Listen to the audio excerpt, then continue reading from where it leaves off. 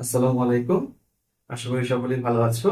নতুন আরেকটা ক্লাস নিয়ে তোমাদের সামনে হাজির হলাম। আজকে আমরা আলোচনা করব রাইট ফর্ম অফ ভার্বস নিয়ে। তো তোমাদের সাথে প্রথমে বলে নেই, এবার যারা 2026 সালে এসএসসি পরীক্ষার্থী তোমরা যারা আছো, তাদের জন্য পরীক্ষার আগ পর্যন্ত প্রতি শনিবার এবং মঙ্গলবার রাত 8টায় এই ক্লাসগুলো আপলোড করা হবে। অর্থাৎ ইংলিশ দ্বিতীয় পত্র বিষয়ে তোমাদের গুরুত্বপূর্ণ টপিকগুলো নিয়ে আলোচনা করব। আর সেই সাথে তোমাদের যদি কোনো স্পেসিফিক কোনো বিষয় নিয়ে প্রবলেম থেকে থাকে, অবশ্যই আমাকে জানাতে পারো, কমেন্ট বক্সে জানাতে পারো, সেই বিষয় নিয়ে ক্লাস নেওয়ার চেষ্টা করব। চলো শুরু করি। এর আগে একটা কথা বলে রাখি, প্রথম পার্টে আমরা শিখবো টেন্স রিলেটেড নিয়মগুলো, এবং 2 এবং 3 নাম্বার পার্টে আমরা আলাদা আলাদা ভাবে ভাগ করে শিখবো। এতে বিষয় যেটা হবে যে আমরা খুব সহজেই রাইট ফর্ম ভার্বস এর নিয়মগুলো মনে রাখতে পারবো। যেহেতু নিয়ম অনেকগুলো, সেগুলো আমাদের ফার্স্ট কাজ হচ্ছে কিভাবে সহজে আমাদের মনে রাখা যায়। চল প্রথম নিয়মে আসি। আমরা এখানে লিখতে পারি part one. Part one part ওয়ানটা কোন রিলেটেড তোমাদেরকে বললাম, পার্ট ওয়ানটা হচ্ছে টেন্স রিলেটেড। আমরা এখানে লিখে রাখি টেন্স, আমাদের বোঝার সুবিধার্থে। এক নাম্বার যে নিয়মটা দেখো, প্রথম টেন্স কোনটা? Present indefinite tense. তার মানে আমরা এখানে দেখব যে একটা বাক্যের মধ্যে মূলত কোন কোন শব্দ থাকলে সেই ভার্বটা প্রেজেন্ট ইনডিফিনিট টেন্সে হয়। Present indefinite tense. Okay, note down করো। প্রথম, অলওয়েজ, রেগুলারলি, sometimes, often,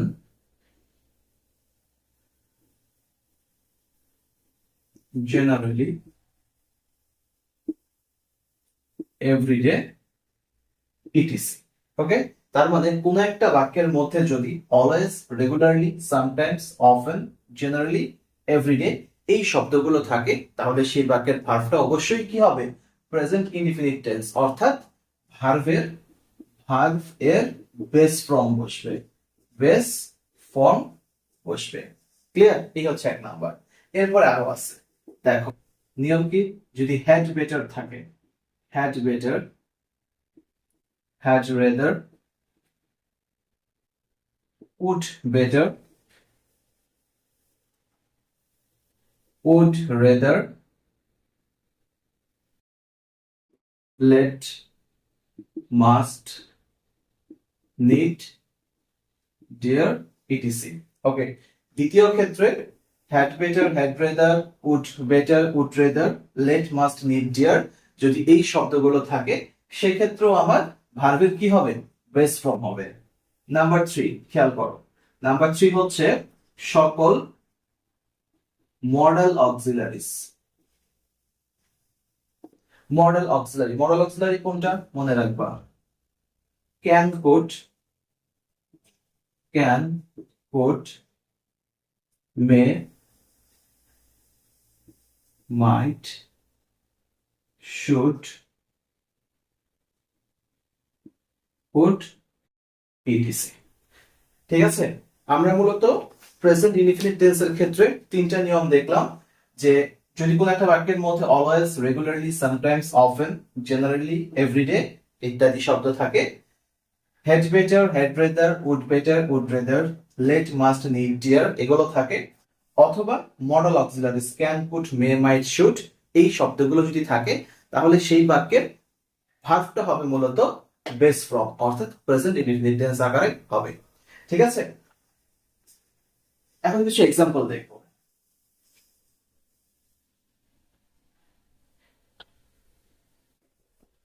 দে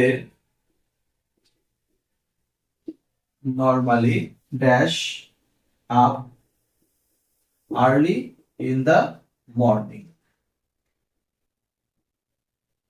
তবে এখানে আছে হচ্ছে get. Okay, number 2, you may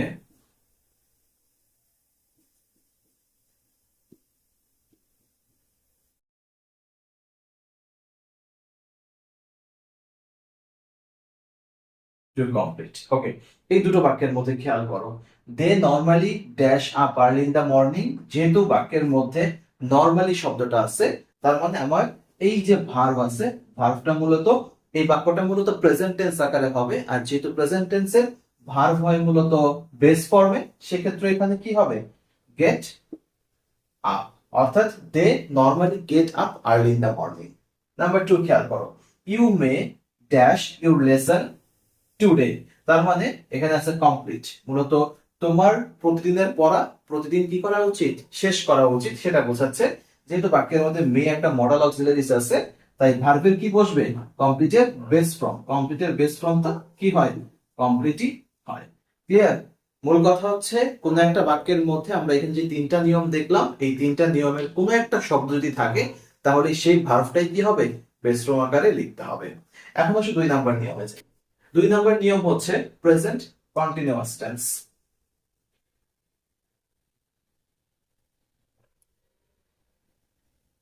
present continuous tense. Okay, তোমাদেরকে আগে বলে রাখি আমরা এইভাবে শেখার কারণটা কি। এভাবে শিখলে যেটা হবে, তুমি খুব সহজে মনে রাখতে পারবা যে কোন শব্দগুলো প্রেজেন্ট ইনডিফিনিট টেন্সে হয়, কোনগুলো কন্টিনিউয়াসে হয়, কোনগুলো পারফেক্টে হয়, সেগুলো তোমার খুব সহজেই মনে থাকবে। চলো, প্রেজেন্ট কন্টিনিউয়াস টেন্স কি হয়? প্রেজেন্ট কন্টিনিউয়াস টেন্স হচ্ছে বাক্যের মধ্যে এম, ইজ, আর তার সাথে ভার্ব প্লাস আইএনজি হয়, এটা হচ্ছে প্রেজেন্ট কন্টিনিউয়াস টেন্সের স্ট্রাকচার, তাই না? ওকে, এখন কোন কোন ক্ষেত্রে মূলত আমরা এই কাজটা করব খেয়াল করো। নাম্বার 1, কোন একটা বাক্যের মধ্যে যদি নাও থাকে অথবা এট দিস মোমেন্ট থাকে, এট দিস মোমেন্ট, এই দুইটা যদি কোনো বাক্যের মধ্যে থাকে, তখন সেই বাক্যটা কি করতে হয়, প্রেজেন্ট কন্টিনিউয়াস টেন্স আকারে লিখতে হয়। এক্সাম্পল দেখো, এক্সাম্পলে আমরা বলতে পারি যে the girl dash a picture at this moment. Okay, আমরা এখানে ধরো একটা ভার্ব দিয়ে দিলাম, সেটা হচ্ছে to draw. To draw, the girl dash a picture at this moment, বাক্যটার মধ্যে বলা আছে মেয়েটা একটা ছবি এই মুহূর্তে কি করছে, ড্র মানে অঙ্কন করছে। যেহেতু বাক্যের মধ্যে অ্যাট দিস মোমেন্ট আছে, তাহলে আমার এই জায়গায় অবশ্যই কন্টিনিউয়াস টেন্স আকারে লিখতে হবে। দ্য গার্ল যেহেতু থার্ড পারসন সিঙ্গুলার নাম্বার, একটা মেয়ে, সেক্ষেত্রে বিভার্ব হিসেবে বসবে হচ্ছে ইজ, আর মূল ভার্বের সাথে আইএনজি যুক্ত করতে হবে। মূল ভার্ব হচ্ছে ড্র, ড্র এর সাথে হবে হচ্ছে ড্রয়িং। বলো, বুঝাতে পারছি? খুব সহজ একটা নিয়ম। কোন একটা বাক্যের মধ্যে যদি নাও অথবা অ্যাট দিস মোমেন্ট থাকে, তাহলে সেই বাক্যটাকে অবশ্যই কন্টিনিউয়াস টেন্স করতে হবে। আরেকটা এক্সাম্পল দেখো, দেখো they dash more and more now to cut a good figure. Okay, ধরো এখানে ভার্ব আছে হচ্ছে স্টাডি, বাক্যটা কেমন হবে খেয়াল করো। They dash more and more নাও, তারা এই মুহূর্তে মোর অ্যান্ড মোর মানে বেশি বেশি করছে, two cut a good figure. Cut a good figure, এই ফ্রেজটার অর্থ কি? এই ফ্রেজের অর্থ হচ্ছে ভালো রেজাল্ট করা। তার মানে ভালো রেজাল্টের জন্য কি করতেছে, স্টাডি করতেছে, তাই তো? আর যেহেতু এই বাক্যটার মধ্যে নাও আছে, তার মানে বাক্যটাকে কি করতে হবে, তারা এই মুহূর্তে বা এখন করতেছে, অনেক পড়াশোনা করতেছে। সেক্ষেত্রে আমার স্টাডির সাথে আইএনজি যুক্ত করতে হবে। আর সাবজেক্ট যেহেতু থার্ড পারসন প্লুরাল নাম্বার, দে হচ্ছে প্লুরাল, তো সেক্ষেত্রে দের সাথে কি বসে, দের সাথে বসে হচ্ছে আর, তার মানে এখানে হবে আর স্টাডিং। স্টাডিং কেন হলো? কারণ কন্টিনিউয়াস টেন্সে মূল ভার্বের সাথে আইএনজি যুক্ত করতে হয়, তাই হবে দে are studying more and more, তারা এখন অনেক করতেছে, two cut a good figure, পরীক্ষায় ভালো একটা রেজাল্ট করার জন্য। ঠিক আছে? ওকে, এখন আসো 3 নাম্বার। 3 নাম্বার টেন্স কোনটা? 3 নাম্বার টেন্স হচ্ছে প্রেজেন্ট পারফেক্ট টেন্স। ওকে, তার মানে এখানে হবে present perfect. Present perfect tense, present perfect tense কিভাবে লিখতে হয় মনে রাখবা, হ্যাভ অথবা হ্যাজ, এরপরে V3 মানে ভার্বের থার্ড ফর্ম। ওকে, কোন কোন ক্ষেত্রে হবে খেয়াল করো। যদি কোন একটা বাক্যের মধ্যে দেখো জাস্ট অথবা জাস্ট নাও অথবা ইয়েট অথবা এভার অথবা লেটলি অথবা রিসেন্টলি, রিসেন্টলি এই শব্দগুলো আছে, তখন সেই বাক্যটাকে প্রেজেন্ট পারফেক্ট টেন্স অর্থাৎ হ্যাভনেস প্লাস ভি3 দিয়ে লিখতে হবে। কিছু এক্সাম্পল দেখো, ধরো আছে হচ্ছে ওই ড্যাশ দ্য প্লেস, ওই dash the place just now. Okay, বাক্যের মধ্যে আছে ধরো রিচ, বাক্যের মধ্যে কি আছে? রিচ আছে। তাহলে we dash the place just নাও, আমরা ওই একটা জায়গায়, যেহেতু ভার্ব হিসেবে রিচ আছে তার মানে পৌঁছানোর কথা বোঝাচ্ছে, আমরা ওই জায়গায় এই মাত্রই পৌঁছালাম। যেহেতু বাক্যের মধ্যে জাস্ট নাও আছে, এখানে প্রেজেন্ট পারফেক্ট টেন্স করতে হবে। উই এর সাথে কি বসবে? হ্যাভ নাকি হ্যাজ? মনে রাখবা সকল প্লুরাল বাক্যের সাথে দুঃখিত, সকল প্লুরাল সাবজেক্টের সাথে বসবে হচ্ছে হ্যাভ, এবং I first person singular number, যেটা আই এর সাথেও হ্যাভ বসবে, অন্য সকল থার্ড পারসন সিঙ্গুলার নাম্বারের সাথে বসবে হচ্ছে হ্যাজ। ওকে, তার মানে উই এর সাথে কি বসবে? হ্যাভ। কারণ কি? উই হচ্ছে ফার্স্ট পারসন প্লুরাল, ফার্স্ট পারসনের দুইটা হয়, একটা হচ্ছে আই আর একটা হচ্ছে উই। আই আর উই দুইটার সাথে হ্যাভ বসে। তো উই হ্যাভ, মূল ভার্ব হচ্ছে রিচ, এর ভি3 হচ্ছে রিচড, আর ইয়ে CHED, reached. We have reached the place just now. আমরা এই মাত্রই কি করলাম? ওই জায়গাটায় পৌঁছালাম। ঠিক আছে, একটু কমেন্ট করে জানো তোমরা বুঝতে পারতেছো কিনা। আমরা পরবর্তী নিয়মে যাব। যেহেতু আমাদের হাতে সময় খুব কম, আমরা একটু খুব দ্রুত শেষ করার চেষ্টা করব। কেমন? তোমাদেরকে একটু অ্যানাউন্স করে দিই, তোমরা যারা 2026 সালের এসএসসি পরীক্ষার্থী আছো, তোমাদের পরীক্ষার আগ পর্যন্ত আমাদের এই ইংলিশ গ্রামারের ক্লাসগুলো রেগুলার চলতে থাকবে একদম তোমাদের পরীক্ষার আগ পর্যন্ত। আর তোমাদের এই সম্পূর্ণ কোর্সটুকু আমরা ফ্রি ব্যবস্থা করেছি যেন তোমরা খুব ভালো একটা প্রিপারেশন নিতে পারো। যেহেতু সময়ও খুব কম, চেষ্টা করবো প্রতি শনিবার এবং হচ্ছে মঙ্গলবার রাত 8টায় ক্লাসগুলো আপলোড করার জন্য। আর শুধুমাত্র এটা এসএসসির জন্য না, পরবর্তীতে এই ক্লাসগুলোই আমাদের ইউটিউব চ্যানেলে থাকবে। তোমরা অন্য যারা 6, 7, 8, 9, 10 যারা আছো, ইভেন এইচএসসি তে যারা আছো, তাদের জন্য একই নিয়মগুলো অ্যাপ্লাই হবে। ঠিক আছে? ওকে, এখন আসি, আমাদের তিনটা নিয়ম করলাম, present indefinite tense, present continuous tense এবং প্রেজেন্ট পারফেক্ট টেন্স। এখন আসো পরবর্তী নিয়মে, present perfect continuous tense. Present perfect continuous tense. Okay, এখানে একটু বলি, প্রেজেন্ট কন্টিনিউয়াস এবং প্রেজেন্ট পারফেক্ট কন্টিনিউয়াস এর মধ্যে আসলে ডিফারেন্সটা কোথায়? দুটো বাক্য দ্বারাই বা দুটো টেন্স দ্বারাই মূলত বর্তমান সময়ে চলমান কোনো কাজকে বোঝায়। তবে যেটা শুধু কন্টিনিউয়াস, সেটা শুধুমাত্র এই মুহূর্তে চলমান এরকম বোঝাচ্ছে। আর পারফেক্ট কন্টিনিউয়াস টেন্স হচ্ছে যেটা আগে থেকে শুরু হয়েছিল, এখনো চলমান এরকম বোঝায়। এটা মূলত কিভাবে চিনবো? মনে রাখবা, কোন একটা বাক্যের মধ্যে যদি সিন্স অথবা ফর এরপরে টাইম থাকে, সিন্স অথবা ফর এরপরে টাইম এবং বাক্যটা চলমান বোঝায়, সেক্ষেত্রে এই বাক্যটাকে করতে হবে হচ্ছে প্রেজেন্ট পারফেক্ট কন্টিনিউয়াস টেন্স। একটা এক্সাম্পল দেখো, যদি বলি ওই dash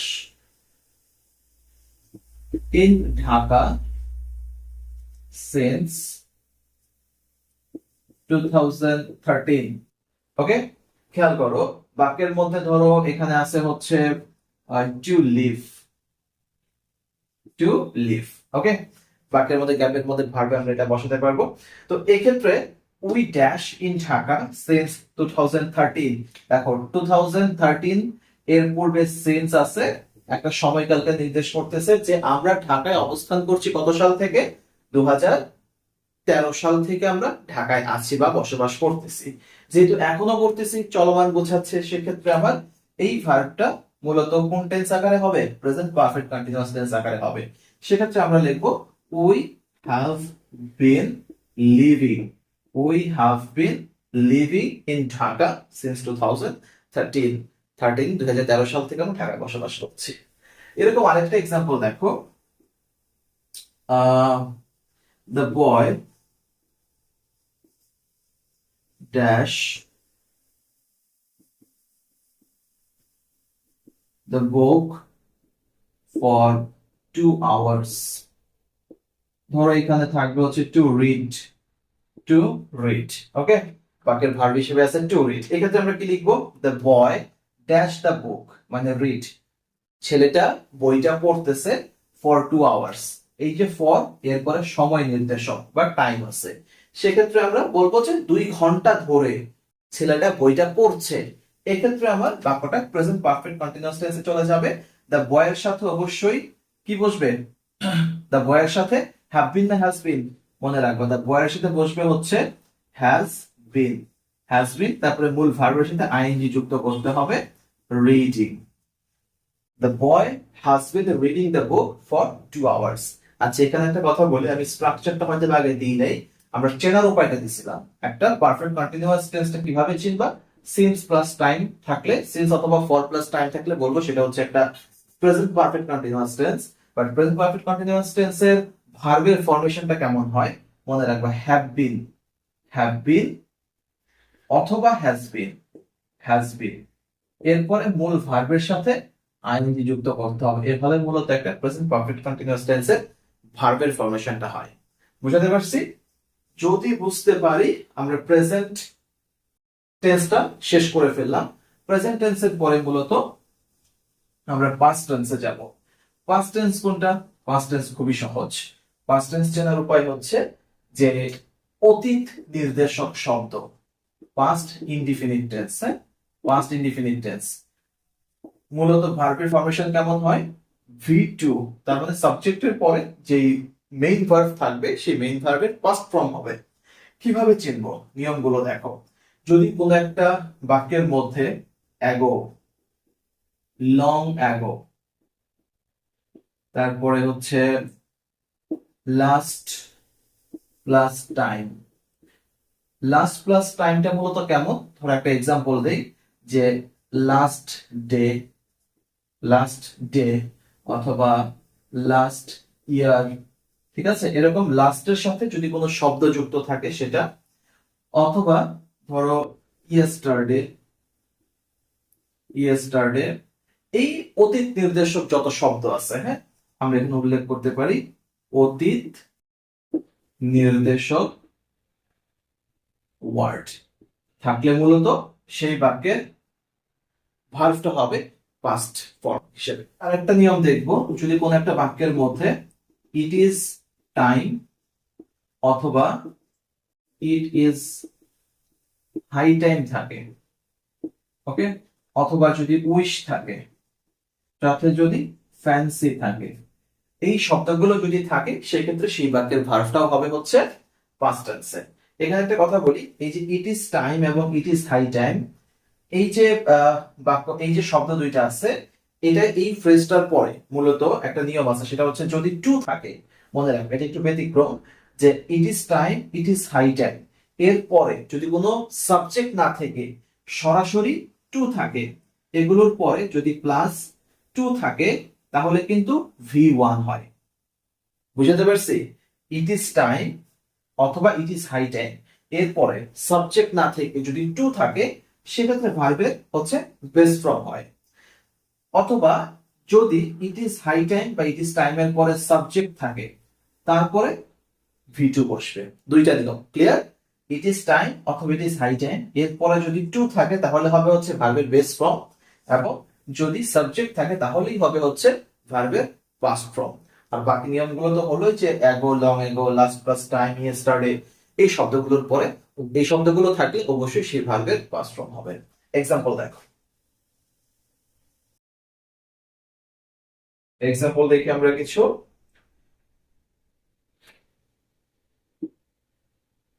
I dash a bank account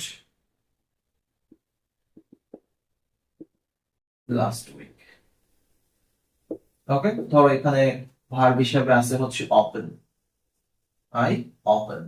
আরেকটা বাক্য দেখি, it is time we dash our bad habits. ধরো এখানে আছে হচ্ছে চেঞ্জ, ওকে। আরেকটা ধরো, it is high time two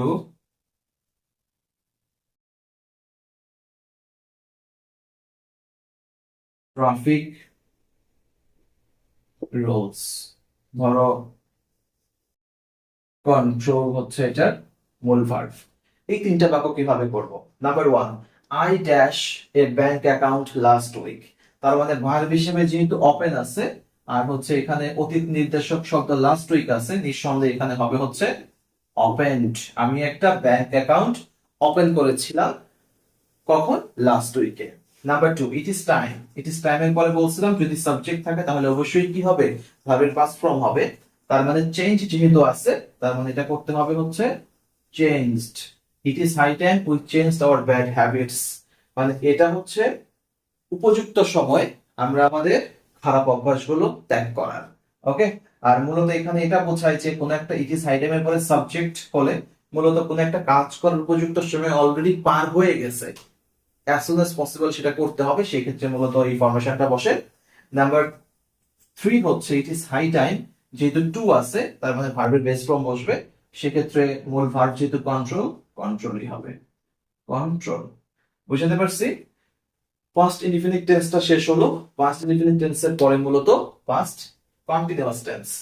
continuous same একই রকম, ভার্বের সাথে আইএনজি যুক্ত হবে, তবে এখানে মূল কথা যেটা সেটা হচ্ছে অক্সিলারি ভার্ব হিসেবে বসবে ওয়াজ অথবা ওয়্যার। তার মানে পাস্ট কন্টিনিউয়াস টেন্স এর স্ট্রাকচার কি? ওয়াজ অথবা ওয়্যার, এরপরে হচ্ছে ভার্ব প্লাস আইএনজি। এই হচ্ছে পাস্ট কন্টিনিউয়াস টেন্স। কোন একটা বাক্যের মধ্যে যদি while প্লাস সাবজেক্ট থাকে, while প্লাস সাবজেক্ট থাকলে ওই বাক্যের while প্লাস সাবজেক্ট অংশটুকু মূলত পাস্ট কন্টিনিউয়াস টেন্স হবে। খেয়াল করো, এক্সাম্পল দেই, while we dash the road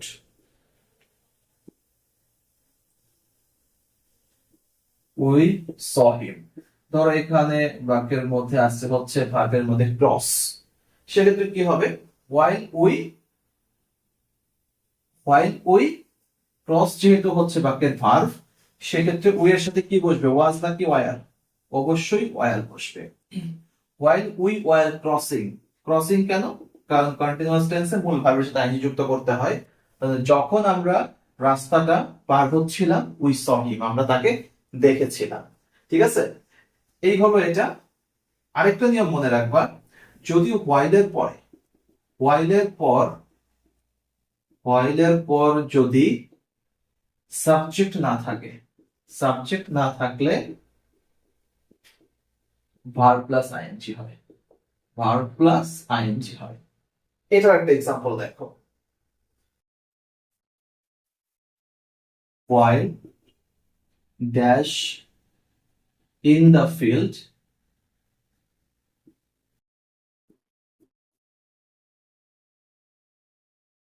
he got injured। ওকে, বাক্যের মধ্যে ধরো ভার্ব হিসাবে আছে হচ্ছে প্লে, তার মানে while dash in the field he got injured। কখন সে ইনজিওর্ড হয়েছিল? প্লে মানে খেলার সময়। while এর পরে কি নাই? কোনো সাবজেক্ট নাই, সাবজেক্ট না থাকার কারণে এখানে ভার্বের সাথে আইএনজি যুক্ত হয়ে যাবে। তার মানে while playing in the field he got injured। বুঝাতে পারছি? এই ছিল পাস্ট টেন্সের নিয়ম। আমাদের মূলত টেন্স রিলেটেড, অর্থাৎ রাইট ফর্ম অফ ভার্বে টেন্স রিলেটেড হচ্ছে এই 6টা নিয়মই আসে। এর পরবর্তী যে নিয়মগুলো আছে সেগুলো মূলত টেন্স রিলেটেড না, অন্যান্য বাক্যের অন্যান্য অংশের কারণে, সেটা হতে পারে কনজাংশন অথবা হতে পারে কন্ডিশনাল, হতে পারে বাক্যের মধ্যে কোনো একটা টার্মের কারণে ভার্বের চেঞ্জ গুলো হয়ে থাকে। সেই নিয়মগুলো আমরা পরবর্তী 2 নাম্বার এবং 3 নাম্বার পার্টে শিখবো। ঠিক আছে, আজকে ক্লাসটা মূলত আমরা এখানেই শেষ করব। মূলত 3টা পার্টে তোমাদের এই রাইট ফর্ম ভার্বের নিয়মগুলো আমরা শেষ করব। আজকে শনিবার ক্লাস আপলোড করা হলো, আগামী মঙ্গলবার ইনশাআল্লাহ পরবর্তী ক্লাসটা তোমাদের সাথে শেয়ার করব। আর এই ক্লাসটা করে তোমাদের আদৌ কোনো উপকার হচ্ছে কিনা অবশ্যই কমেন্ট করে জানাবে। আর পরবর্তী ক্লাসে তোমরা সবার আগে কোন টপিকটা দেখতে চাও, অর্থাৎ আমরা রাইট ফর্ম ভার্বটা শেষ করার পরে আমরা কোন টপিকটা আগে আপলোড করব সেই বিষয়ে আমাকে অবশ্যই জানাবে। সকলেই ভালো থাকো, সুস্থ থাকো, আল্লাহ হাফেজ।